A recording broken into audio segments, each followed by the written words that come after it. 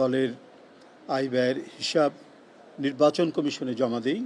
আমরা সেই ধারাবাহিকতায় বা সেই ঐতিহ্য অক্ষুণ্ণ রাখতে আমাদের এবছরের আয় ব্যয় উদ্বৃত্ত বা ঘাটতি যেটাই হোক সব কিছু মিলিয়ে আমরা সেটা হিসাব নিকাশ করে আমাদের অডিটর সাহেব এখানে আছেন, অডিট মানে যথাযথভাবে যে প্রক্রিয়াটা আছে ডিউ প্রসেস ওটা অবলম্বন করেই করা আছে। আমরা এখানে এসেছি একটি প্রতিনিধি দল, আমাদের সাথে আছেন দলের কোষাধ্যক্ষ এবং বিমান প্রতিমন্ত্রী রাশিদুজ্জামান মিল্লাত এমপি, আমাদের পাশে আছেন আমাদের একেএম আমিনুল হক এফসিএ, উনি চার্টার্ড অ্যাকাউন্টেন্ট, আমাদের দলীয় আয় ব্যয়ের বিষয়টি দেখেন। আমাদের সহ দপ্তর সম্পাদক আছেন জনাব মনির হোসেন, ঢাকা বিশ্ববিদ্যালয়ের সাবেক নেতা, আমাদের আরও ছাত্র নেতা এরা আছে। যাই হোক, আমরা মূলত এই কজন এখানে এসেছি, একটি ডেলিগেশন প্রতিনিধি দল। আমরা আয় ব্যয়ের যে হিসাব সেটা দিয়ে গেছি। আমি আপনাদের সামনে সংক্ষেপে এটা বলছি যে আমাদের যে প্রারম্ভিক স্থিতি সেটা ছিল 21,13,97,035 টাকা। 21,13,97,035 টাকা। এখন এখান থেকে আমরা উদ্বৃত্ত কত সেটাকে দেখাচ্ছি। এখানে আয় হয়েছে 22,19,55,182 টাকা, আর ব্যয় হয়েছে 15,26,10,857 টাকা।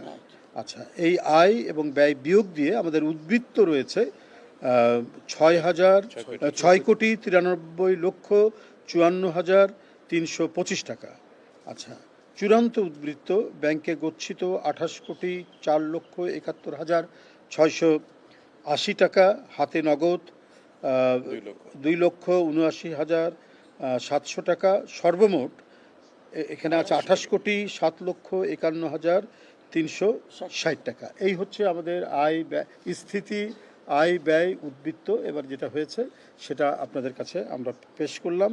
আমরা পূর্বের মতো গত বছরে যেভাবে দিয়েছি, তার আগের বছরে যেভাবে দিয়েছি, তার আগের বছরে যেভাবে দিয়েছি, যেভাবে আমরা এটা দিয়ে থাকি সেইভাবে একেবারে সমস্ত প্রক্রিয়া অবলম্বন করে দেওয়া হয়েছে।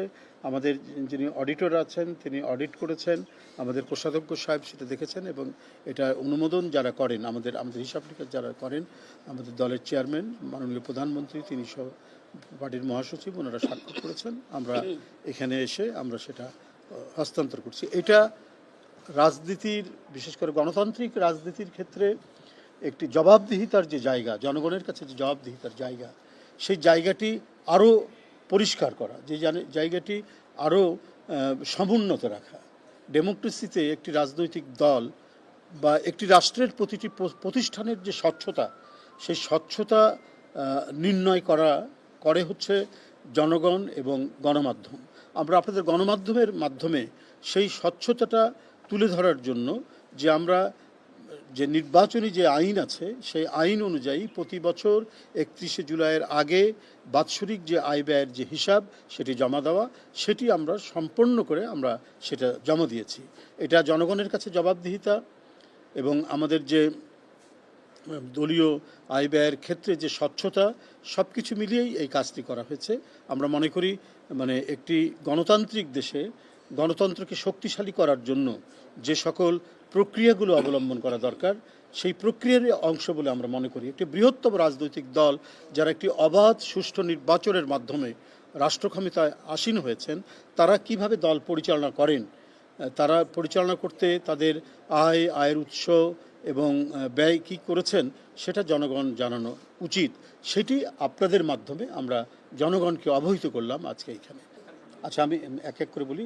এবারে নির্বাচন দলীয় ভিত্তিতে হচ্ছে না, তো সেই ক্ষেত্রে নির্বাচন কে করবে না করবে এটা আদালতের বিষয়, এটা নির্বাচন কমিশনের বিষয়। তারা নির্ধারণ করবেন কি আইন আছে না আছে, দেখে তারা সেই জিনিসটি করবেন। অন্য রাজনৈতিক দল কি বলল না বলল সেটা বিষয় নয়। প্রচলিত আইন এবং এখন যে আইন প্রণয়ন করা হয়েছে সেই আইন অনুযায়ী কারা নির্বাচনে যাবেন না যাবেন সেটা সম্পূর্ণ দেখা, এটা মনিটর করার দায়িত্ব নির্বাচন কমিশন। আমরা তার কাছেই ছেড়ে দিলাম। আপনি কি যেন বলছিলেন?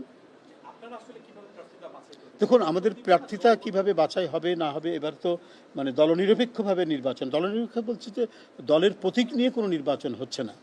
তো সেই ক্ষেত্রে কিভাবে হবে না হবে সেই ক্ষেত্রে দল এবং আমাদের যে সর্বোচ্চ নীতি নির্ধারণী যে ফোরাম আছে তারা বসে পরবর্তীতে এটা জানাবেন। এখন পর্যন্ত এই বিষয়ে কোনো সিদ্ধান্ত হয়নি। দেখুন, এ বিষয়ে তো দলের পক্ষ থেকে ঘোষণা আছেই। দলের মহাসচিব এ বিষয়ে বলেছেন, চেয়ারম্যান মাননীয় প্রধানমন্ত্রীও বলেছেন, এটা হবেই। তবে তারিখটা কবে, কোন মাসে, এইটা তো এখনও সিদ্ধান্ত হয়নি, সেটা বলবো কী করে।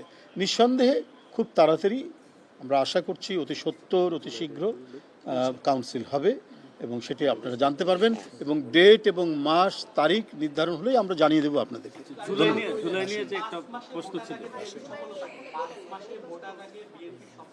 আমাদের নানাবিধ সফলতা রয়েছে।